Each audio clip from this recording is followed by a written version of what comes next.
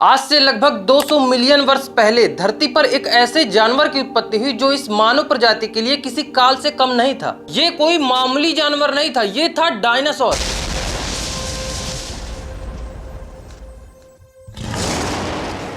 सोचिए जरा, एक ऐसा जीव जिसका जबड़ा इतना मजबूत हो कि एक कार को कई लोहे के टुकड़े में तोड़ सकता हो, उनकी रफ्तार 90 किलोमीटर पर आवर की स्पीड से भी ज्यादा हो और उनका शरीर किसी 10 मंजिला इमारत से भी बड़ा। लेकिन फिर एक दिन ऐसा क्या हुआ कि सब कुछ मिट्टी में मिल गया और डायनासोर का साम्राज्य खत्म हो गया। एग्जैक्टली क्या हुआ था और कैसे हुआ था, आइए समझते हैं आज के इस वीडियो में। 66 million years ago, dinosaurs ruled the earth.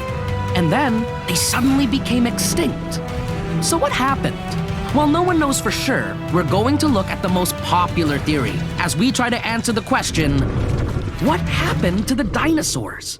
साल 1824 ये समय था जब एक ब्रिटिश वैज्ञानिक विलियम बकलैंड ने सबसे पहले डायनासोर के फॉसिल्स को खोजा था और तब इसका नाम रखा गया था मेगालोसॉरस। इसके कुछ साल बाद साल 1842 में एक ब्रिटिश वैज्ञानिक सर रिचर्ड ओन ने पहली बार इस जीव को डायनासोर का नाम दिया, जिसका मतलब होता है एक भयानक छिपकली। जिस समय ये डायनासोर के फॉसिल्स मिलना शुरू हुए थे तब कोई ये नहीं समझ पा रहा था कि ये डायनासोर दिखते कैसे थे और इनका स्ट्रक्चर कैसा था। तो शुरुआत में जो ड्राइंग्स बनाई गई थी वो आज के कंपैरिजन में बहुत ही अलग दिखती हैं। जैसे ये मेगालोसॉरस जो कि पहला फॉसिल्स था, इसकी ड्राइंग कुछ ऐसी बनाई गई थी। धीरे धीरे वैज्ञानिकों ने अपनी रिसर्च को बढ़ाया और आज की डिपिक्शन कुछ ऐसी है। हमारी दुनिया भर के वैज्ञानिकों ने 1000 से ज्यादा फॉसिल्स को खोज निकाले हैं, जिनमें से 900 प्रकार की अलग अलग प्रजातियां पाई गई हैं। ओवरऑल हम डायनासोर के बारे में बहुत कुछ जानते हैं, लेकिन आइए टाइम में थोड़ा पीछे चलते हैं और जानते हैं कि ये डायनासोर आए तो आए कहां से। साइंटिस्टों का कहना है कि आज से करीब 230 मिलियन वर्ष पहले इन डायनासोर की उत्पत्ति हुई थी, क्योंकि डायनासोर का सबसे पुराना फॉसिल्स इसी टाइम पीरियड के आसपास बताया गया है। उस समय की जो हमारी पृथ्वी थी आज के कंपैरिजन में बहुत ज्यादा अलग थी। आज जो हम देखते हैं एशिया, ऑस्ट्रेलिया, अमेरिका, अफ्रीका,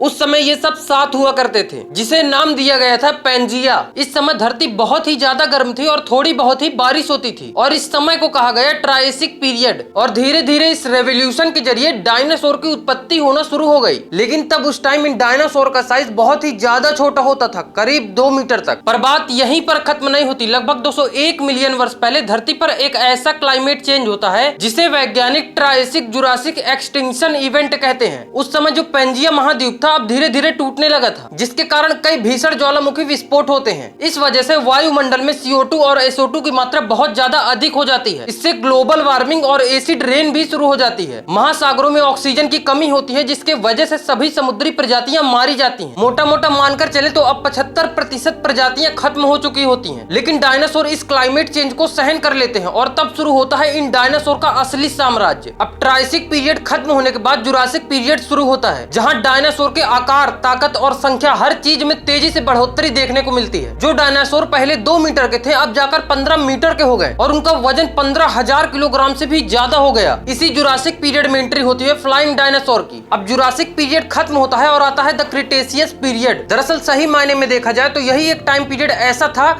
जहां पर डायनासोर सबसे ज्यादा खुशहाली के दिन जिए थे। इसी टाइम पीरियड में डायनासोर की सबसे ज्यादा अलग अलग प्रजातियां पाई गई थी। अभी तक सब कुछ सही चल रहा था, लेकिन फिर एक दिन अचानक इस धरती से डायनासोर पूरी तरीके से विलुप्त हो गए। दरअसल द क्रिटेशियस पीरियड के दौरान एक बड़ा सा उल्का पिंड, जिसका साइज अराउंड 10 से 15 किलोमीटर रहा होगा, धरती से टकरा जाता है। इस उल्का पिंड की स्पीड 30 किलोमीटर पर सेकंड थी। यह सही मायनों में कहा जाए कि एक जेट प्लेन की स्पीड से 150 गुना ज्यादा स्पीड। इस उल्का पिंड के गिरने के बाद इतना बड़ा धमाका हुआ कि जो फ्लाइंग डायनासोर थे वो हवा में ही मारे जा चुके थे। कुछ घंटों तक धरती का तापमान इतना ज्यादा था कि ऑलमोस्ट सभी प्रजातियां मारी जा चुकी थीं। लेकिन कुछ डायनासोर अभी भी बचे हुए थे, पर उनके लिए ये उससे भी ज्यादा खतरनाक साबित होने वाला था, क्योंकि उस धमाके के बाद वायुमंडल में कई अरब टन धूल, सल्फर और कई सारी गैसें जमा हो गई थी और पूरे 1 साल या उससे भी ज्यादा सूर्य की किरणें पृथ्वी पर नहीं आ पाई, जिससे पेड़ों के लिए फोटोसिंथेसिस कर पाना इम्पॉसिबल हो गया और सभी पेड़ खत्म होने लगे। अब पेड़ नहीं थे तो शाकाहारी शाकाहारी डायनासोर भी भूखे मरने लगे और इसी के चलते मांसाहारी डायनासोर भी भूखे मरने लगे। बेसिकली ये एक फूड चेन थी, लेकिन ये सब होने के बाद भी कई छोटे छोटे स्पीसीज बचे हुए थे। फॉर एग्जाम्पल चूहा, छिपकली और भी कई छोटे छोटे स्पीसीज जो जमीन में रह सकते थे और थोड़ा बहुत खाकर काम चला सकते थे। और आगे इसी चैन की प्रोग्रेस हुई और हमारी मनुष्य प्रजाति का जन्म हुआ। एक बार सोच कर देखिए कि अगर ये विस्फोट न हुआ होता तो क्या आज हम होते? अपनी राय कमेंट में जरूर लिखना और हाँ, वीडियो को लाइक करके चैनल को सब्सक्राइब जरूर कर लेना।